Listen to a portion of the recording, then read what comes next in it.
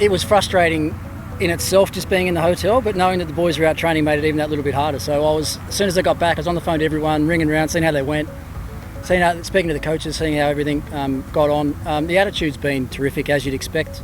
Coming off a really good season last year, you'd expect the mood to be upbeat and having a lot of fun. Today was no exception. I mean, it's hot, it's quite draining conditions.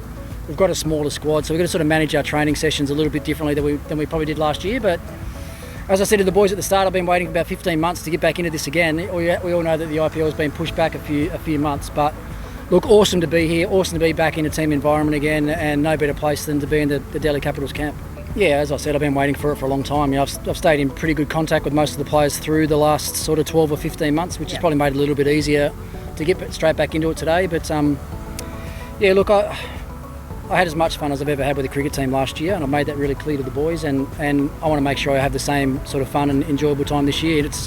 It's a hard tournament. It's obviously more challenging this year with the protocols and everything that's in place, but that is what it is, and we've got to learn to cope with it and enjoy it for what it is. We've got to actually just embrace the challenge and get on with it. Yeah, look, I've made it really clear to the boys already that we're not going to overtrain. We're not going to overtrain in the first 3 weeks. I think our preparation leading into the first game is critical.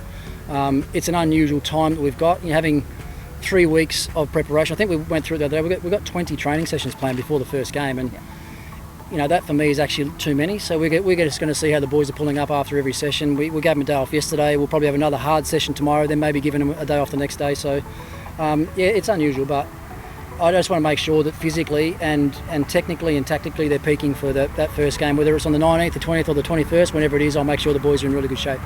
It's a bit of both, I think. I think it's really important when you do have success, you have to understand why. And I think last year, we had a lot of success. I think we were as good as any team in the tournament last year.